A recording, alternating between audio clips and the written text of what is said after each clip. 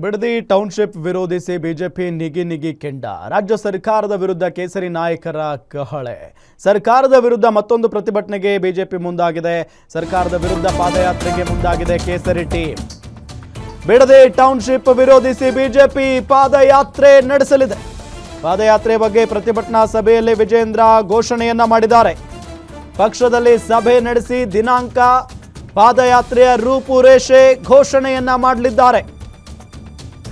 ಗಮನಿಸ್ತಾ ಇದ್ದೀವಿ, ಇವತ್ತು ದೊಡ್ಡ ಮಟ್ಟದ ಹೋರಾಟ ನಡೆಯಿತು. ಫ್ರೀಡಂ ಪಾರ್ಕ್ನಲ್ಲಿ ಯಡಿಯೂರಪ್ಪನವರು ಕೂಡ ಆಗಮಿಸಿದ್ರು, ಭಾಗಿಯಾಗಿದ್ರು ಪ್ರತಿಭಟನೆಯಲ್ಲಿ. ಈ ಯೋಜನೆಯನ್ನ ಕೈ ಬಿಡಬೇಕು, ಅಲ್ಲಿನ ರೈತರಿಗೆ ಅನ್ಯಾಯ ಆಗೋದಕ್ಕೆ ನಾವು ಯಾವುದೇ ಕಾರಣಕ್ಕೂ ಬಿಡಲ್ಲ ಅನ್ನೋ ನಿಟ್ಟಿನಲ್ಲಿ ದೊಡ್ಡ ಮಟ್ಟದ ಹೋರಾಟ ನಡೆಯಿತು ಇವತ್ತು ಬಿಜೆಪಿಯಿಂದ. ರೈತ ಹೋರಾಟಗಾರರು ರೈತರಿಗೆ ರಾಜ್ಯ ಇನ್ನು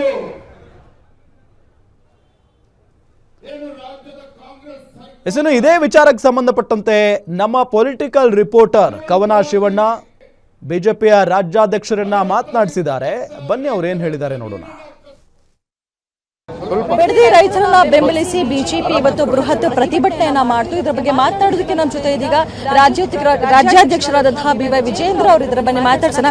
ಸರ್, ಇವತ್ತು ರೈತರನ್ನ ಬೆಂಬಲಿಸಿ ಪ್ರತಿಭಟನೆಯನ್ನ ಮಾಡಿದ್ರೆ ಬೆಳಗ್ಗೆಯಿಂದ ಇವಾಗಿನವರೆಗೂ ಸಹ ಪ್ರತಿಭಟನೆಗೆ ಸರ್ಕಾರ ಬಿಸಿ ಮುಟ್ಟುತ್ತಾ ಅನ್ನುವಂಥದ್ದು, ಸರ್ಕಾರಕ್ಕೆ ಒಂದು ಬಿಸಿ ಮುಟ್ಟುತ್ತಾ? ರೈತರನ್ನ ಎದುರಾಕಿಕೊಂಡು ಯಾವುದೇ ಸರ್ಕಾರಕ್ಕೆ ಉಳಿಗಾಲ ಅದು ಅಸಾಧ್ಯ.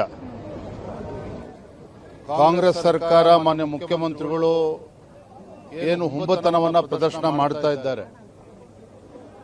ಅಧಿಕಾರ ಇದೆ ಅಂತ ಹೇಳಿ ಯಾರನ್ನು ಬೇಕಾದರೂ ಬಗ್ಗಿಸ್ಬೋದು ಅನ್ನೋ ಭ್ರಮೆನಲ್ಲಿ ಏನಿದ್ದಾರೆ, ಅದು ಖಂಡಿತ ಅಸಾಧ್ಯ. ರೈತರ ಕೂಗಿಗೆ ಬೆಲೆ ಕೊಡಲೇಬೇಕಾಗ್ತದೆ. ರಾಜ್ಯ ಸರ್ಕಾರ ರೈತರ ಶಕ್ತಿಗೆ ಮಣಿದು ಏನು ಈ ಉಪನಗರ, ಬಿಡದಿ ಉಪನಗರ ಒಂದು ಪ್ರಾಜೆಕ್ಟ್ ಇಂದ ಹಿಂದೆ ಸರಿದುಕೊಳ್ಳಲೇಬೇಕಾಗ್ತದೆ. ಆ ರೀತಿ ಹೋರಾಟಗಳನ್ನು ಕೂಡ ಭಾರತೀಯ ಜನತಾ ಪಾರ್ಟಿಯನ್ನು ಕೂಡ ಹಮ್ಮಿಕೊಳ್ತಾ ಇದೆ. ಬಿಡದಿ ಜೊತೆಗೆ ಕನಕಪುರದಲ್ಲಿ ಈ ಒಂದು ವಿಮಾನ ನಿಲ್ದಾಣ ಏನಿದೆ, ಇದ್ರ ಬಗ್ಗೆ ಸಹ ನೀವು ಬಹಿರಂಗ ಪತ್ರವನ್ನ ಬರೆದಿದ್ದೀರಾ ಡಿ ಕೆ ಶಿವಕುಮಾರ್ ಅವರಿಗೆ. ಇದ್ರ ಬಗ್ಗೆ ಏನು ಹೇಳ್ತೀರಿ? ಜೊತೆಗೆ ಪಾದಯಾತ್ರೆ ಬಗ್ಗೆ ಸಹ ಘೋಷಣೆ ಮಾಡಿದ್ದೀರಿ.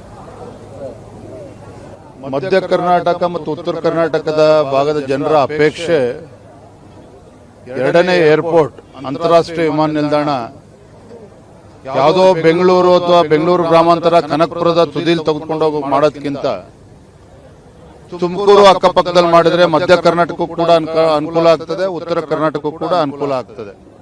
ಇದ್ರ ಪರಿಣಾಮ ಏನು? ಏನ್ ಬೆಂಗಳೂರು ಅಭಿವೃದ್ಧಿ ಆದ್ರೆ ಇಡೀ ರಾಜ್ಯದ ಅಭಿವೃದ್ಧಿ ಅನ್ನೋ ಭ್ರಮೆನಲ್ಲಿ ಇವತ್ತೇನು ಕಾಂಗ್ರೆಸ್ ಸರ್ಕಾರ ಇದೆ. ಏರ್ಪೋರ್ಟ್ ಅನ್ನ ತುಮಕೂರು ಅಕ್ಕಪಕ್ಕ ತೆಗೆದುಕೊಂಡು ಹೋದ್ರೆ ಅಲ್ಲೂ ಕೂಡ ಕೈಗಾರಿಕೆಗಳು ಬರ್ತದೆ, ಯುವಕರಿಗೆ ಉದ್ಯೋಗ ಸಿಗ್ತದೆ, ಅದೇ ರೀತಿ ಆರ್ಥಿಕ ಬೆಳವಣಿಗೆಗಳು ಅನುಕೂಲ ಆಗ್ತದೆ. ಆ ಭಾಗದ ಜಿಲ್ಲೆಗಳ ಬೆಳವಣಿಗೆ ಆಗ್ತದೆ, ಅಕ್ಕಪಕ್ಕ ಜಿಲ್ಲೆಗಳು ಕೂಡ ಬೆಳವಣಿಗೆ ಆಗ್ತದೆ, ಶಕ್ತಿ ಸಿಗ್ತದೆ. ಹಾಗಾಗಿ ಆ ನಿಟ್ಟಿನಲ್ಲಿ ಮತ್ತು ಬಹಳ ಮುಖ್ಯವಾಗಿ